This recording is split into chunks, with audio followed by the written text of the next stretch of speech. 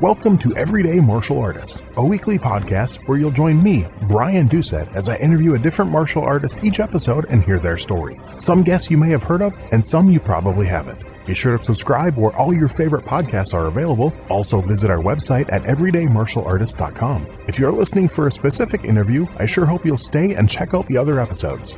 A very special thank you to Topher Williams for our custom theme music.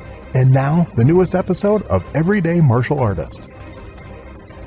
Everyday Martial Artist is brought to you by KOOnline.com for all your martial arts needs. Sparring and safety gear, rank belts, uniforms, weapons, patches, and more. Wholesale supplies made by martial artists for martial artists. Visit us today at ko-online.com. Hello and welcome to Everyday Martial Artist. I'm your host, Brian Doucette, and as you do every week, we're joined by a brand new guest talking about their life and their journey throughout the world of martial arts and other stuff they're involved in. My guest today is a 6th degree black belt, a 6-time World Oyama Knockdown Champion, and holds many North American Open Tournament Championship titles in Kata and Kumite. She won the Canadian Kyokushin Knockdown Division in 2001 and took 2nd place plus the Fighting Spirit Award of the Seidokaikan Knockdown Kings tournament in 2002. On October 9, 2004, she completed 61 consecutive fights with multiple opponents in the historic A Woman's Right to Fight in New York City. And as a Laban Certified Movement Analyst, she's a unique instructor and leader devoted to people of all ages and backgrounds discovering and developing grace and power through consistent practice. Please welcome my guest today, Shihan Michelle Gay. How you doing, Michelle? Oh my gosh, I'm doing great. Thank you, Brian. I'm so excited to be here. I am too. I'm glad. Anytime I get a guest recommendation from someone, they're like, you have to talk to this person. So we're going for it. So it'll be fun. But what we like to do with all my guests, I don't know if you've listened to many episodes or not, but I want to go back to the beginning. I want to know where that first interest came from, that first spark that kind of kicked off your martial arts journey. So I think the first one of record is my son was 5 and he wanted to be a Power Ranger. Nice. And so I was at a bit of a loss, even though it's New York City, you'd think you'd be able to find Power Ranger lessons. So I thought, well, martial arts is, the next best thing.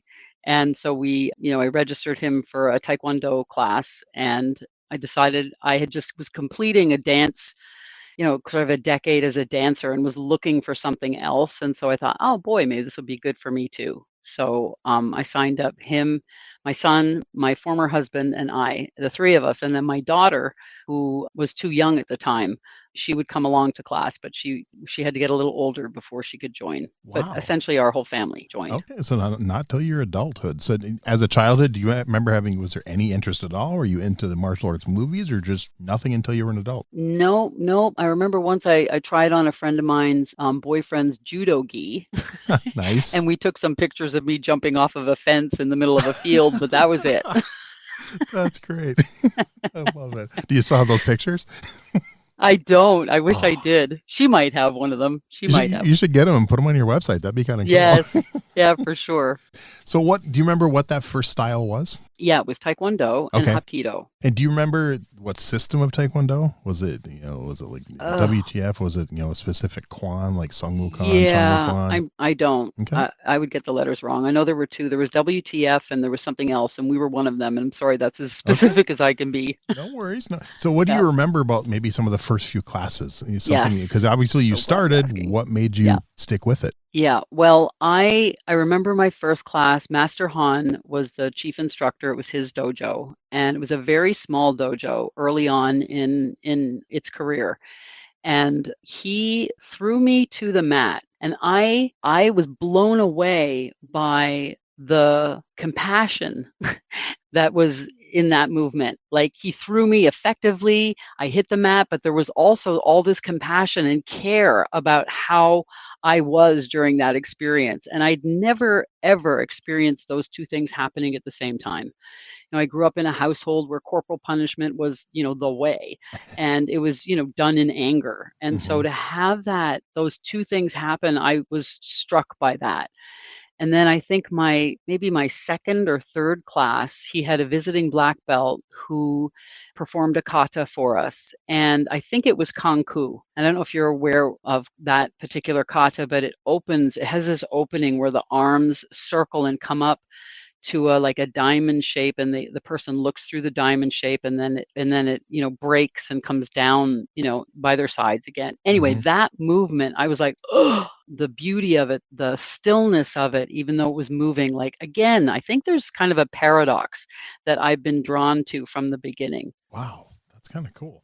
So do you remember now, was that the school you stayed at for quite a long time, or did you try that one and then switch? I did. I was there for about 2 years, Okay. and then he had another black belt join the school who was a black belt in Taekwondo and also was training at World Oyama headquarters on 6th Avenue. So this was all in New York City. And I discovered that I love to fight. And I didn't know that about myself. Mm-hmm. In fact, the first time one of the black belts was training us, and he put his back against the wall, and he was kind of almost in like a chair, a seated chair position, like with his back against the wall. And he was like, okay, hit me. I was like, no. And he went, okay, next. And he like dismissed me. And I was like, wait a second, nobody dismisses me. And I remember the thought was like, oh, it's okay if you hit me though, but I can't hit you. And so I like came back and I like steeled myself and I hit him. And I was like, wow, that was cool. And I just fell in love with fighting. And then this other black belt who used to take me to Taekwondo competitions said, I think you might really love the Oyama school because it's a bigger school. There's a lot of women there, and they have a big, kind of competitive focus. And so I started training at World Oyama, and I was training in both places. Oh. And then at one point, my Taekwondo master said, you have to choose. And I was like, sorry, if I have to choose, I'm going to go with Oyama. So I ended up leaving. He did, yes. And I was a brown belt. And so I went to, Oyama and started over again and moved very quickly because I had a dance background, I had an athletic background, I had a real hunger for the training, and I had already a dance discipline. So I was in class every day. And I didn't realize that was unusual because that was just normal. I was like, yeah, you're a dancer, you go to class. If you want to get better, you have to take 2 classes a day. Yep. So, I just arranged my life so that I could be there. Wow. So that first school you're at, the Taekwondo school, when you said you went to some tournaments and stuff, so what led to the competition? What was it about the competition side that drew you in? Well, I think it was just, I can be a little competitive, just my natural nature. So I think it was sort of a natural, like, you should go compete. And, so I did. Do you remember your first tournament? I remember my first Oyama tournament better. Okay. I know I did some competition in the Taekwondo, but really it was my first Oyama semi-knockdown fight that I remember, and I learned so much. First of all, I was fighting this woman who outweighed me by easily 60 pounds. Wow. And I learned that actually I need to move around. Standing in front of somebody, going toe to toe with someone who outweighs you like that is not good. And it's exhausting. Yep. And while I did win it, probably I won it because she outweighed me by so much. And they were like, they're fighting, but this other person has all of that advantage, weight advantage. So I just, was like, okay, I need to get better at moving around. And that was my first Oyama fight. So did your kids get involved in the competition when they were at the school? Oh my God. You know what? My son, I remember he competed, and he was fighting a girl. He was maybe 7 at the time, and he was fighting a girl, and I'm standing on the sidelines screaming, hit her again, kick her again. And I'm like, what is coming out of my mouth? What kind of a mother am I, telling my son to hit this girl over and over again?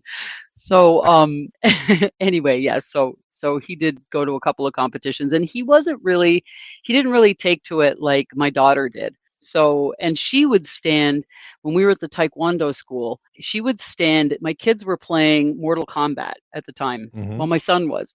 And my daughter would stand at the back of the dojo, and whatever was going on, like they would have them spar, and she would yell from the back of the dojo, finish him, finish him.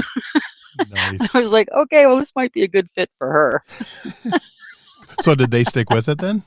Well, they did. My son got to brown belt, and then he quit. And then my daughter got her black belt at Oyama. So I moved the whole family to Oyama. Okay.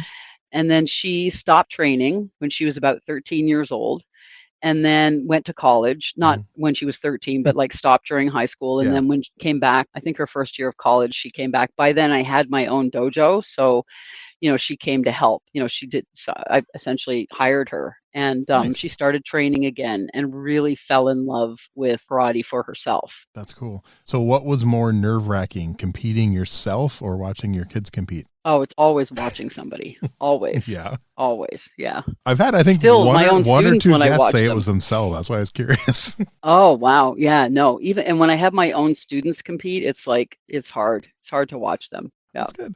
Talking about your own dojo stuff, what led you to the teaching side? What drew you in to want to be a teacher? Well, I'm a bit of a know-it-all. So that also was natural. And because I had a dance background, I had already, some language for supporting others. And I just loved that. I loved being the one who knows. I loved helping others. So, and because I started in my Taekwondo school pretty early on, actually, because it was such a small school. So, I got to do it almost right from the beginning. And then at Oyama, first of all, they wouldn't let women teach anyone but children. Wow. At the Oyama school. Okay. Yeah. And so in order to teach adults, I had to start my own class. So I went to Soshu and I, said, look, I have a bunch of moms that are friends of mine that I think, they'd like to train. Can I start a class for them? And he was like, sure. And so I started a mom's class and I had some other people who were at the dojo that was a good time for them. So slowly, I had other people join that class, and two of those people are still with me. Oh, wow. Yeah, it's like, what, 25 years later? Yeah. I'm assuming they're black belts also then? They're my sensei. Oh, nice. Yeah. That is cool. That's very special. So that school, I'm just kind of curious because I know every Yeah. school is so different. What type of, just from your experience from that school or from your own school, what type of, average length do your students stick around? Oh boy, it so varies. Like I've had people who've been with me, for that length of time. I've had kids come into my program as 3-year-olds and stay with me until they were 13 or 14. Nice. And then I've had, kids who were 7 who trained with me until same thing, like around 12, 13. That seems to be, for where we are anyway, like it's hard to keep kids through high school. Yep. And then they'll come back as some adults, young adults. And I've had, a number of students do that, but it's certainly the minority. Yeah. What's the, it probably takes a child a young person in my dojo. It takes them anywhere from 5 to 7 years to get their black belt. Okay. I'm hoping my kids come back because my kids all joined, traditional Taekwondo when they were 5 at the same school I trained at. And my oldest son stayed till he was, I think, just about 14. He got his 3rd degree junior black belt. My middle son stayed till he was, I think, 12 or 13. He got his 2nd degree junior. And then my daughter was about, I think, right around 11 or 12, got her 1st degree junior black belt. So I'm hoping they'll come back as adults maybe. And I know my middle son is actually both older sons have talked about it. Yeah. And shown interest. So fingers crossed. Yeah. It's one of the things I think everyone at some point in their life should be required to take some type of martial arts training for like 6 months of their life. Yeah, I'm right with you on that. I think there's a lot that we get to teach, and they get to learn, and we get to learn as a function of, they're learning all of that. It's just such a rich environment. Yeah. Talk about your school. What led to you? I mean, you had your own class. What led to you branching out and opening your own school? Yeah, so it's a little bit like the school happened to me. Okay. The headquarters, world headquarters of at Oyama closed down in 2003. We lost the space that we were at. And I was like, I had to keep training and teaching. And, I was like, okay, so I had a relationship with a dance studio that was, in the same neighborhood. And so, we moved the students in the program to that dance school. And at that point, I had a pretty big children's program.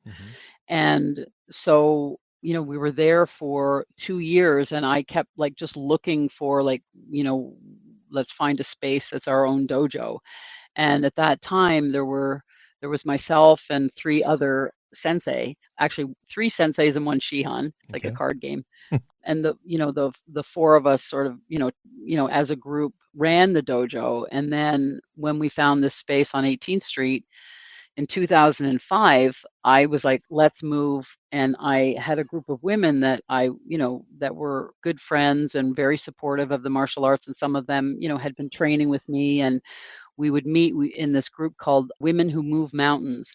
and we raised the capital that we needed to move into the space and do the, minor renovations that we needed and come up with the first and last and all of that. And so we were able to make that move. And because I was the one who was willing to, have my name on the lease and be accountable for the rent and all of that. So that's how that happened. And then it's kind of a complicated story. Then Mm-hmm. we went from Oyama to a group of the Oyama people broke away and became something called Kanrei Kai.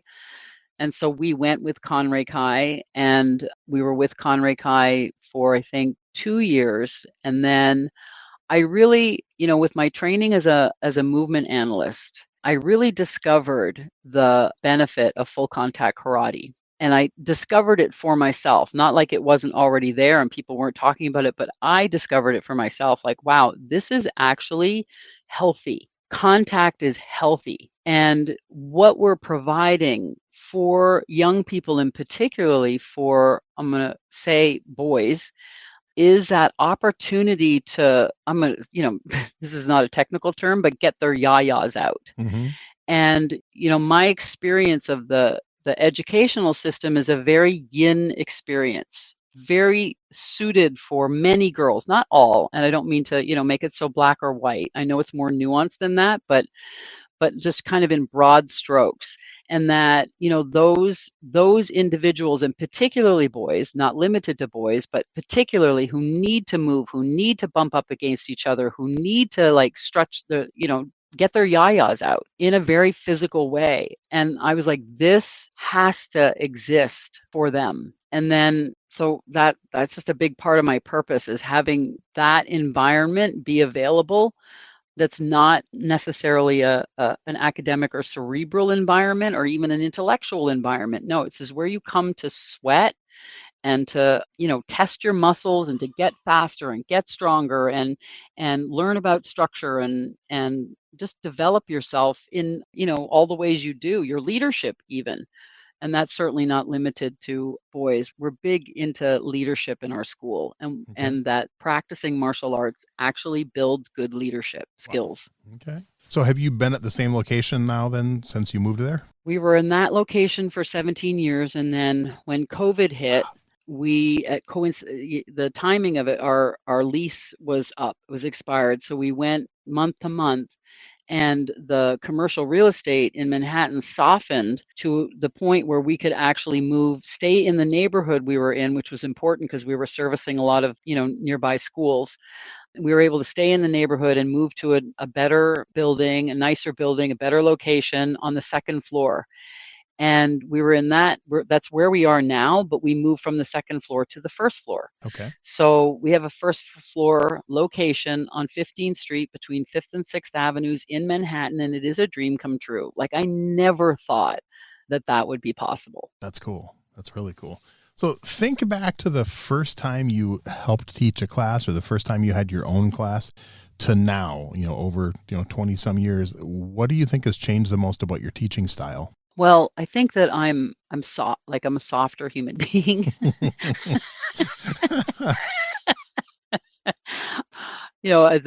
Things aren't quite so significant all the time. Yeah. So that certainly changed. I have, the kind of focus has changed a little bit. Like, it's important to me that I take a long view. So when anytime anyone comes into the dojo, I'm like, you're the promise of a black belt, and I am that you will train forever. So I don't need to get you anywhere quickly. And so it's important to me that children have fun. It's important to me that adults have fun. Mm-hmm. So I think that my teaching overall, I think this what I'm saying is that I've lightened up a little bit.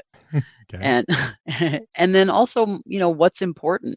And, as a woman in the martial arts, and in particularly in the full contact world, Mm-hmm. a lot of time, for many years, I was competing with men and, trying to prove myself that I was as good as a man, or, that kind of, I'm going to call it, but that approach or that way of being that I was like, I don't anymore. I've softened a lot in that way. Like, it's just not that important to me that we compete. I think there are other things that are more important that we have to offer. And while competition is an aspect and it's there for those who are hungry for it, if you don't compete, I've got no problem with that. And I think competition is very valuable.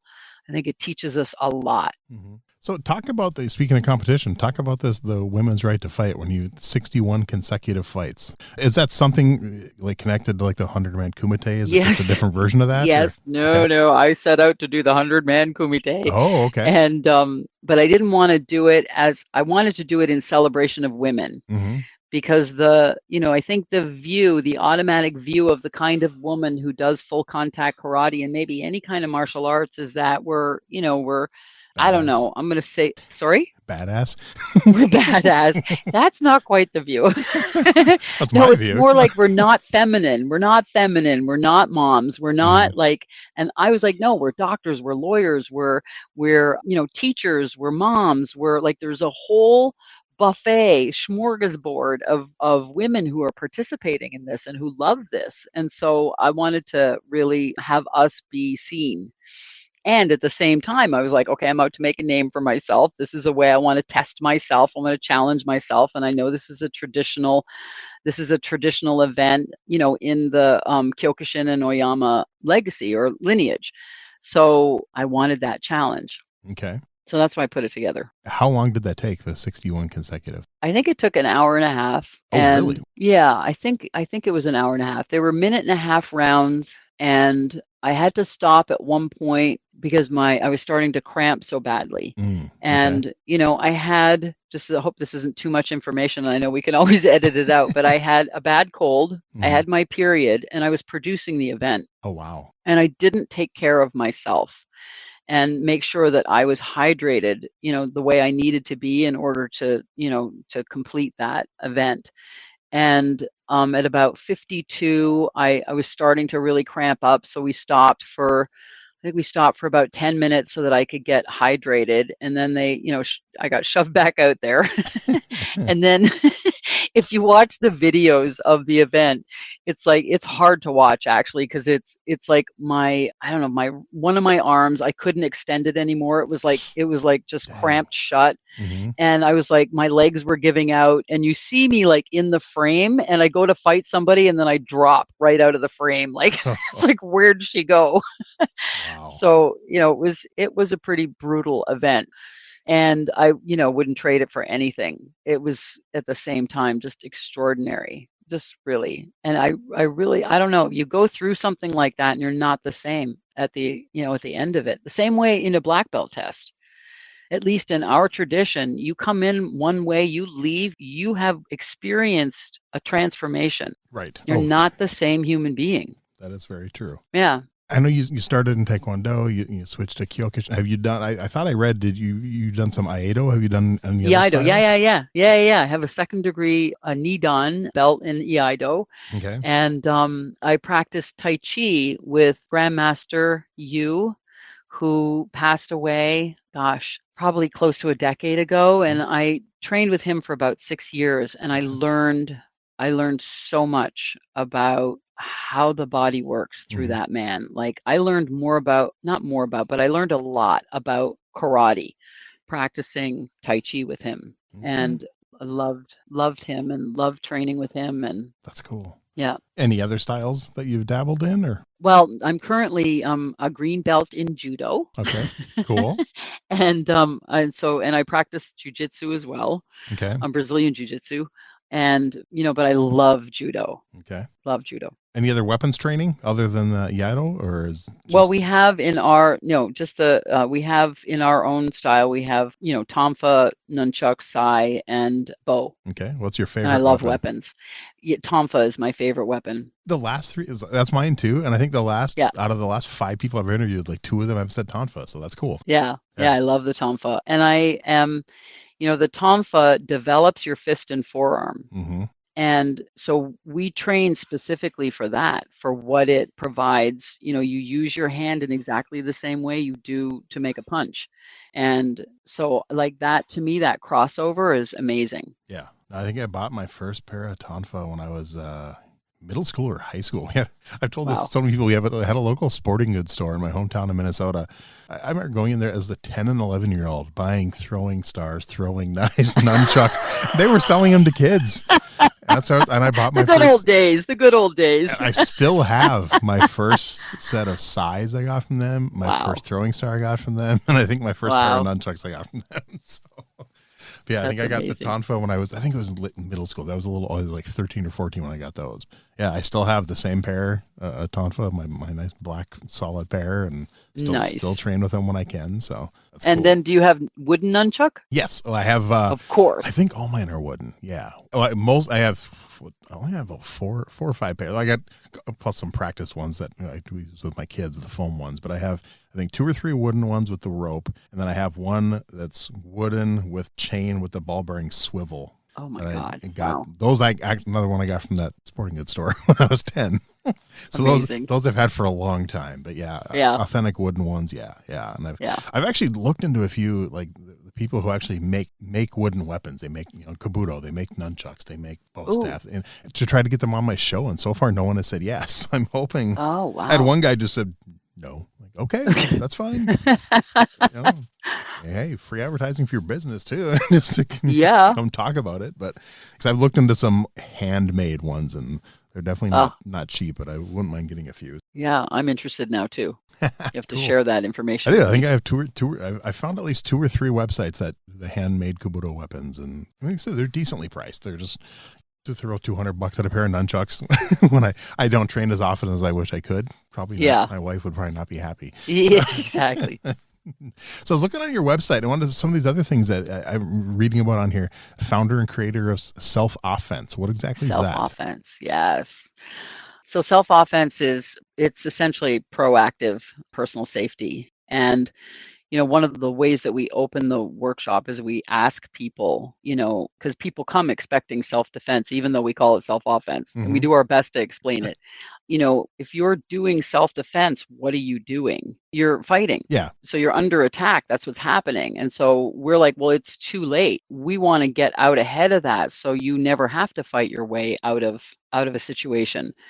So, for 5 years, I volunteered for the St. Vincent's Rape Crisis Program in Greenwich Village. And during that time, I learned 2 things that shocked me, really. And the first was that men get sexually assaulted. Mm-hmm. And I really held it like, no, this is a female problem. This is a women's problem. And I got, no, this is a human problem. Yep. And then the other thing was that without exception in my experience, and statistics certainly bear this out, the survivors know their attackers. Mm-hmm. And, a lot of the self-defense industry, in fact, the majority of it is geared towards stranger danger. True. And so I'm like, that's not really where we need to be going to work. And then, as a Laban Certified Movement Analyst, I had that the other kind of physical aspect, the awareness aspect of the kind of what is the doing of looking alert? Like, what are you actually doing? And then I read a book called The Gift of Fear, Survival Signals That Protect Us from Violence by Gavin de Becker. Mm-hmm. And he's a professional violence predictor at the highest level. And he opens the book with a scenario, which we filmed the scenario, and that's how we open our seminar.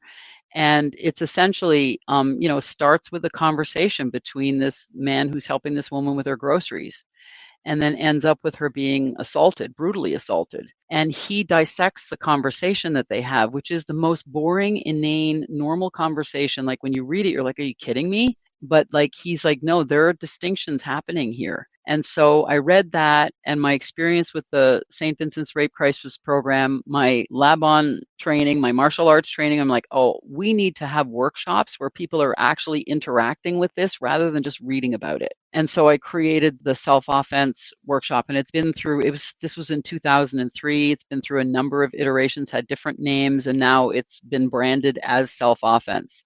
And I've taught it to, thousands and thousands of people, and people, they get value.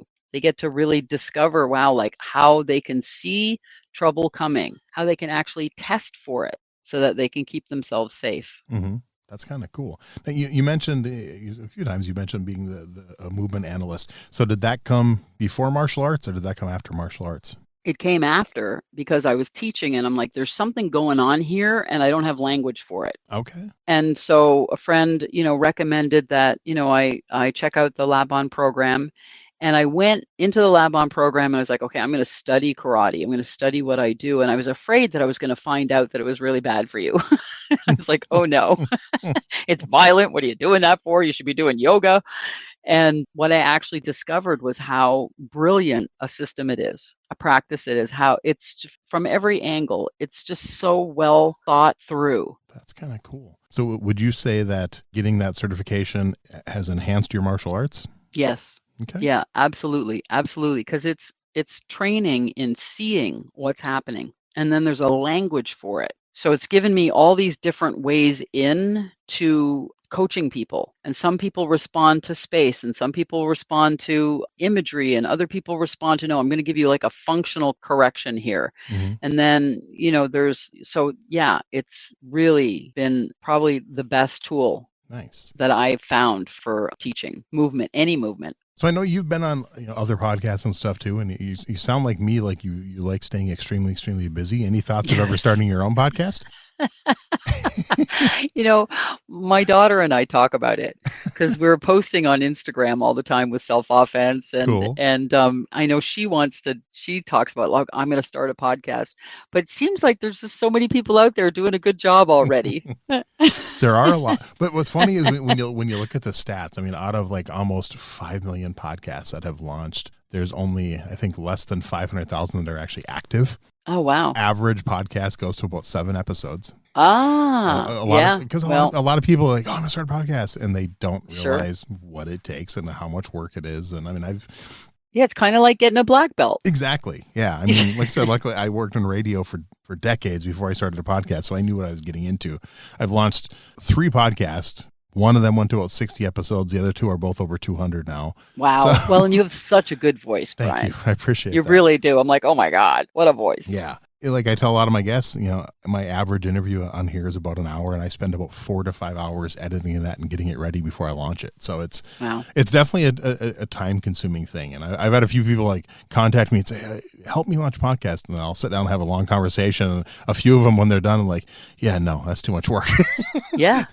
I'm like, is there ways you can do it easier? Yes, that's the thing, to do it well. I mean, I know people that do podcasts just on their phone, don't do any editing at all, and that's fine. I got a friend who does a daily podcast. Wow. And it's a short one, nothing to do. It's a gambling, like a sports betting podcast where he gives predictions and stuff like that. So it's like a 8 to 10 minute thing, but he's has over 600 episodes because he does it every single day. Yeah. But he doesn't do any editing. He records it and publishes it. So it's something like that. Yeah, that's a lot easier. But when you're doing interviews, that's a little different. You want your guests to sound good and you want the listeners to keep coming back. So it makes a difference. But well, thank you. Thank you for this. This opportunity is awesome. No, it's all, I'm loving it. So I know nothing to do with martial arts really, but talk a little bit about your book. I was reading the Brain Breaks for the Classroom. Oh, I have Brain Breaks for the Classroom, which again, I live in some ways a very charmed life. One of my students, both brothers who became black belts, their mom was an editor at Scholastic. Nice. And she said, why don't you we're thinking of doing this, movement book for the classroom. Could you come in and talk to us about what it might be so that, we want to make sure that we get the right writer for it? And I said, sure. So I went in and I was talking about what I, thought would make a difference and kind of exercises. And she brought in her boss and she listened to me for a bit. And then they said, well, why don't you write the book? I was like, because I don't know how to write a book. And they said, it's okay. We'll give you a how-to. So they handed me this photocopied how to do a book proposal. Mm-hmm. And, I went away and wrote a book proposal and it was accepted. And so I got to, and because I was a movement analyst and, I had this martial arts background. So, I was able to draw from those things. And I used my own students and it was great. It was great. That was, and it's apparently a bestseller. Really? Okay. Yeah, for Scholastic Teaching Resources. I mean, it's in its 2nd edition, and I'm delighted it's still out there and people get value from it. It was, really designed so that teachers could just offer movement classes without having to be a phys ed teacher, and they could do it right in the classroom. I'm actually contemplating seeing if my sister doesn't have it. She's a kindergarten teacher. I might have to get her one for Christmas, maybe. Yeah. I'll have to send her the link and be like, hey, do you have this book or not? And if not, then don't buy it because I'm going to get it for you for Christmas. Oh, that's great. Yeah, thank you. I think I've interviewed at least 3 or 4 guests now that have written basically kids books or books geared towards kids, which is kind of cool. Yeah. I have another book. You do? I couldn't find it on. I do. Okay. It's called Beyond Self-Defense. Okay. And it is our self-offense work in book form. And it's essentially a how-to manual. And yeah, I'm super proud of it. It was published this March 2024 by North Atlantic Books. And yeah, I think it's to anyone who, in fact, please get it for your daughter. Okay. Okay. Thank you. And, no reason why your sons can't read it too, because everybody's impacted. This, like I said, it's a human problem. Yeah. And it focuses on the communication and, what to be listening for. And, a lot of it is about consensuality and what that looks like and what that sounds like and how to test your interactions to discover whether or not you can trust this person in this moment. It's not scenario driven in that we never tell people like don't ever wear high heels or don't ever do this or don't ever do it's like here's a place to think from so that you can make the choices that best serve you in the moment and that are aligned with how you want to live your life. So we want people to be, living their best life, not scared and hypervigilant. Right. So, the book is really designed to give people access to that kind of thinking for themselves. Nice. And I will put links. I just found that one too. So that's why it was under not a different name, but your name's listed differently on that's why it didn't come up when I found the first one. Yeah, no problem. So no cool. problem. Yeah, I'm now Shihan Michelle. I've dropped the gay. Okay, cool. I will. Like I said, I'll put links for all this stuff when the episode comes out. So we'll get. Okay, awesome. We'll Thank promote you. it. But in all your years of martial arts, is there one philosophy that's at the top of your list? Yeah, who you are on the mat is who you are in life. Nice. Yeah, I like that. How about a worst martial arts related injury? Oh. Yeah, I knew you were going to ask this question. So it would be with nunchuck. Did you hit yourself in the head?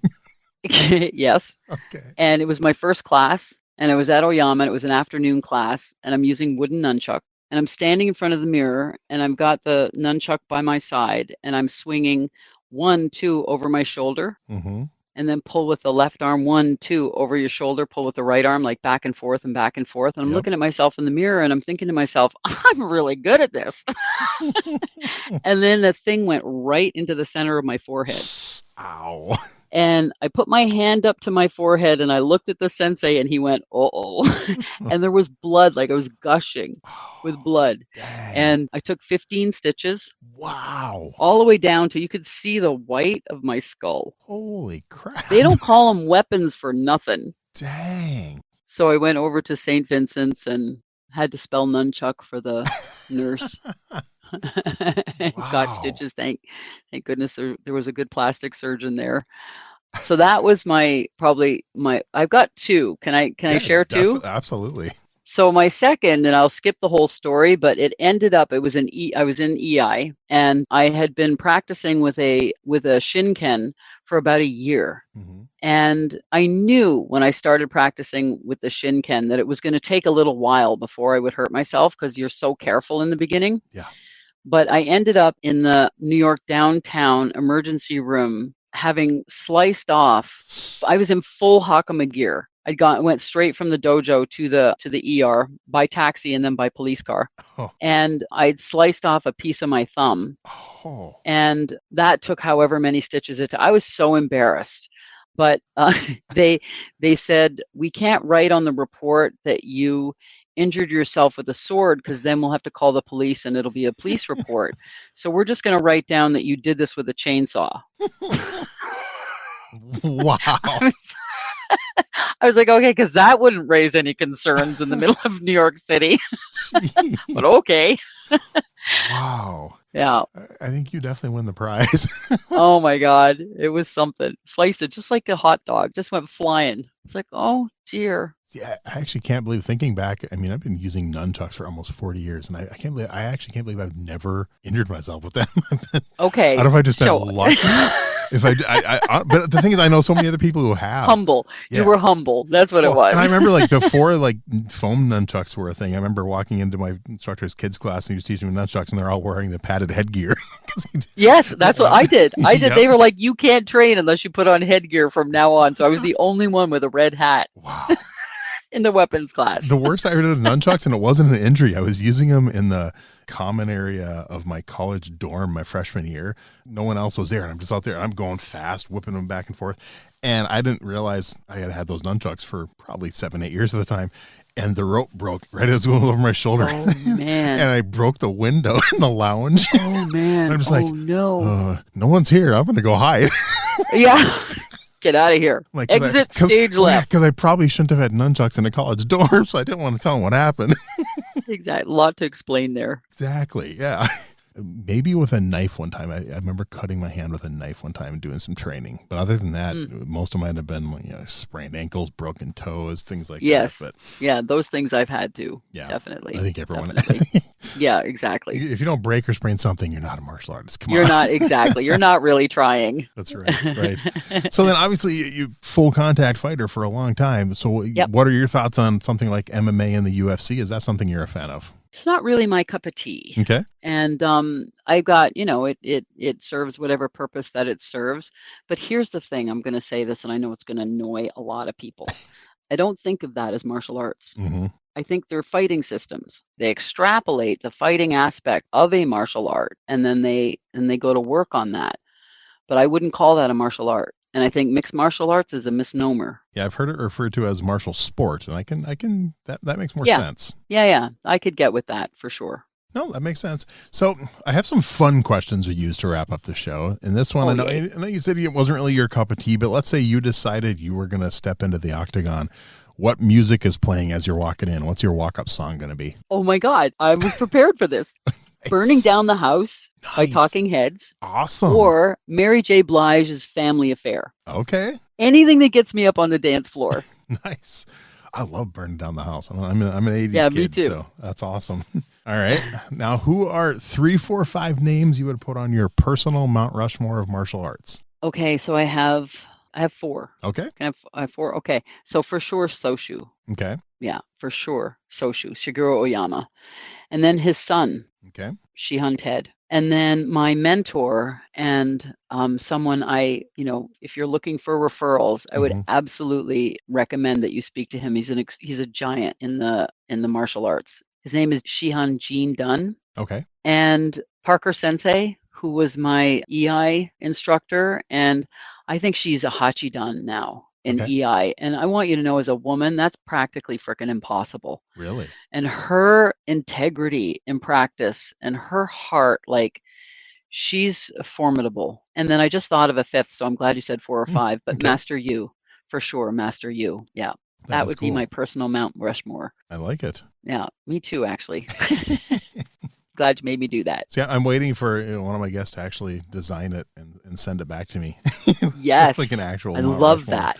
That'd be kind of cool. Maybe get like an AI drawing program and get one done for each of my guests. Yeah, I'd love that. Taking away more of my free time. But hey. Yeah, more things for you to do. Exactly. I know.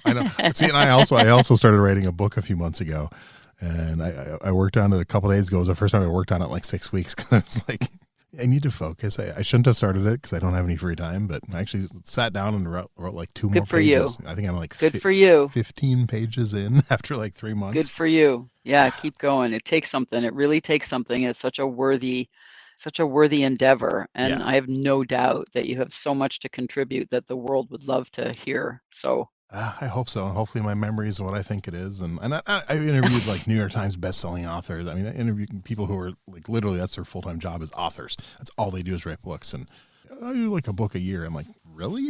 Like, wow. Yeah. I mean, I'm hoping to maybe finish the first draft by the end of 2025, if at all possible, but we'll see. Yeah. Good. Don't put pressure on yourself. Just keep good. I changed the way I was writing, and that seemed to help. So that's, I was trying, because it's like a 4-part book, and I was trying to just finish the first part, and I'm like, I'm just going to go start the second part. And I was like, boom, it just started flowing out. I got a few pages done. So I'm going to go back and forth between them now and do it that way. I think that'll make more sense for me. So yeah, great. Cool. All right. Speaking of books, how about other than your own favorite martial arts book? So there was a book, it's not easy to get anymore, but it's called The Book of 12 Wins Mm. by a man named Eric Geiss.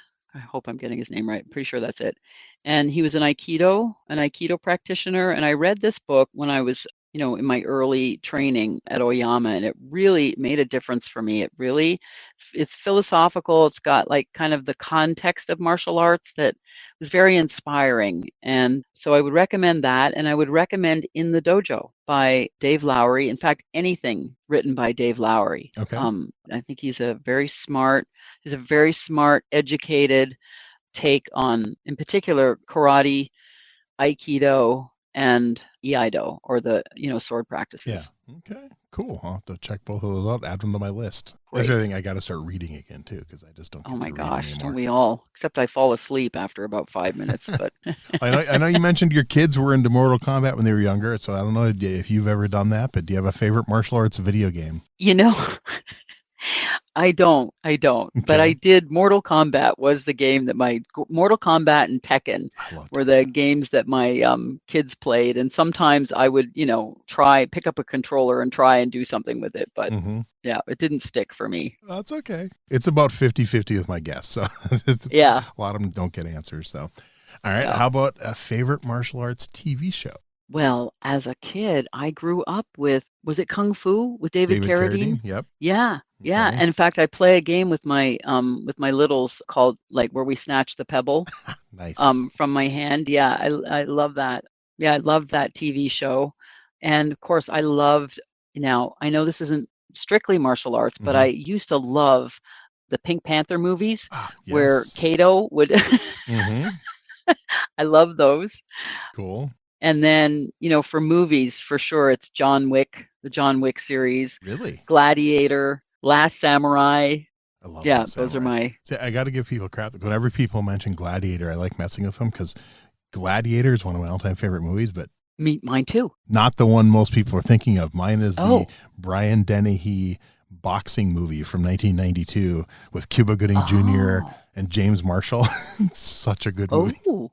Okay, I'm looking that one. I've never watched the Russell Crowe one. I had zero interest in watching it, but I love. I'm sorry. I love the boxing one. Anytime coworkers will be talking about the movie Glad, especially with the sequel now, everyone's talking about. I'm like, oh yeah, with Cuba Gooding Jr. and they're like, what? And I'm like, what are you talking about? He's not in that. I'm like, yeah, he is. And I'll bring it up on my phone. I'm like, that's not Gladiator. I'm like, yeah, it is. It's a good messing movie. With them. Yeah. You're messing with them on purpose. That's right. It's a really, really, really good movie. I love it. Yeah, I'm going to check it out.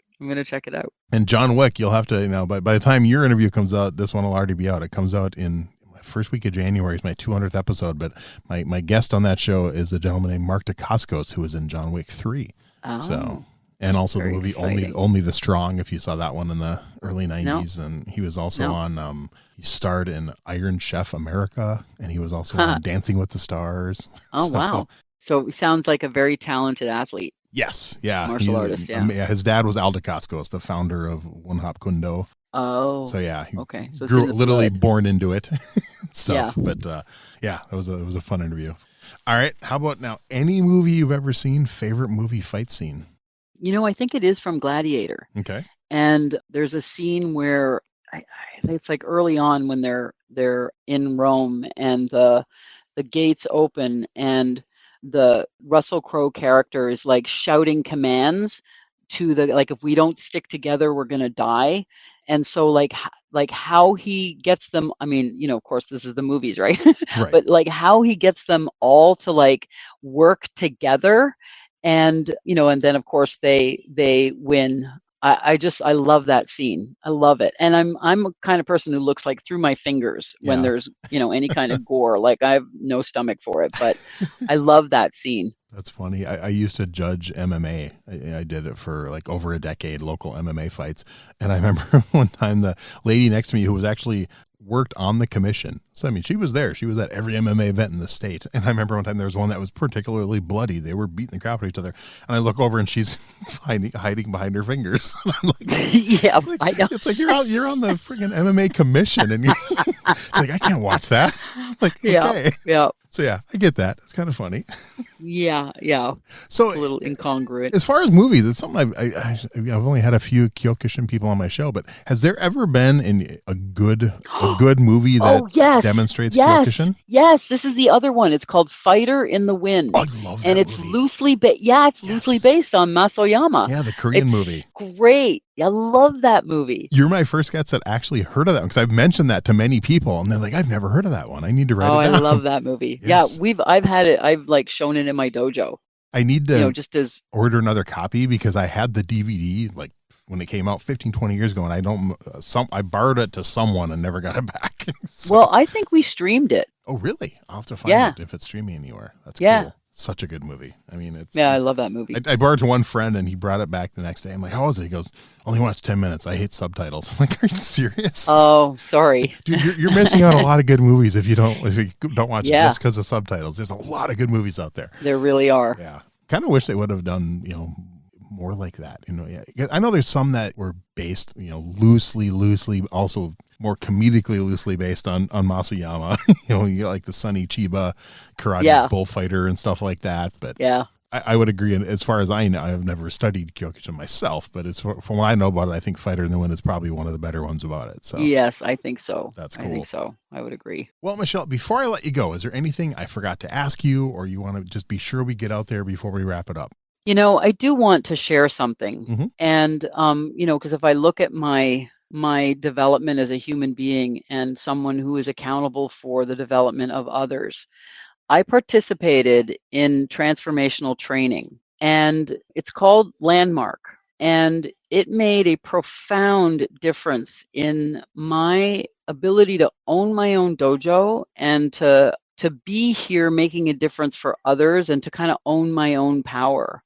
And there was like a way I was operating before that and a way I now operate. Like I've grown a lot, and it's really fed my martial arts career. And so I mention that, and you can leave it in or don't leave it in. It's entirely up to you, but that education made such a huge difference and continues to make a difference for me. So I just want to share it for anybody who might, have just their ears up for, how can I elevate? How can I make a difference in an area that I haven't been able to impact yet, or I'd like to take to the next level? That it's a really extraordinary education. I've actually heard of it. I have some friends that have gone through it, and for listeners who maybe were a little older than me and around in the 70s, that actually spun off of something called EST that was pretty big in the 70s. So if I remember correctly. Yes, and it's evolved quite a bit since the S days. Oh, I can imagine. It's still founded in that technology for sure.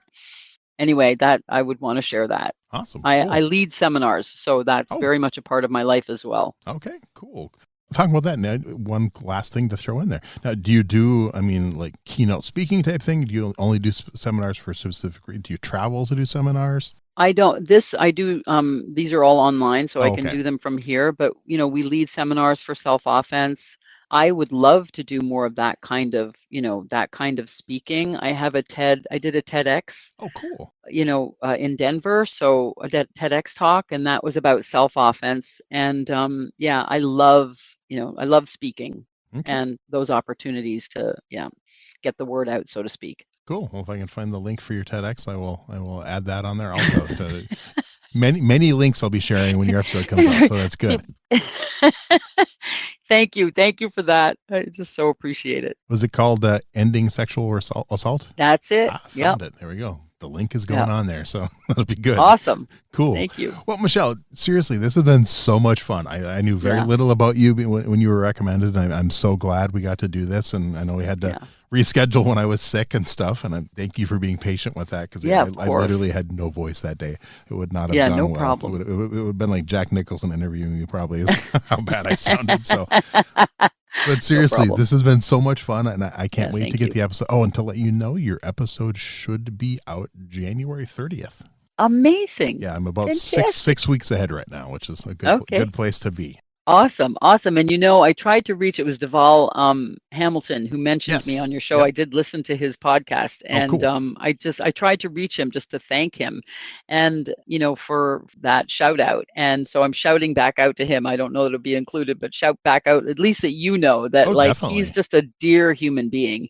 And he used to have a podcast. Yeah, I remember him. Yeah. I think he told me that. So yeah. Yeah, I was on his podcast once. Anyway, nice. But he's just a giant of a human being, and I so appreciated the generosity of that shout out. And thank you for, look, I mean, you're in the driver's seat, so to speak. Like, you could release it, not release it, edit it. Like, you have all of that control, but still, to just reach out to someone that you don't know, and to be willing to do that and include me. Thank you. Really, thank you. And for the listeners who want to go back and listen to Deval's, if you haven't already, he's episode 193, and excellent. Michelle is going to be episode 205. So, yeah, we're going, we're getting there, we're building it up, and I'm already trying to think of, if I make it to 300, who can my guest be? I've had big names for the 100, big name for the 200. I got someone really, really cool, like Jackie Chan or something for episode 300. That'd be awesome. Who knows? Love Jackie Chan. But seriously, this has been so much fun. I've truly enjoyed it, and I can't wait to get the episode out. All right. Hey, happy holidays. Thanks for listening to Everyday Martial Artist. We hope you will join us every week for a brand new episode with a different martial artist telling their story. If you enjoy the show, be sure to leave us a review. Also, be sure to check out our website at everydaymartialartist.com.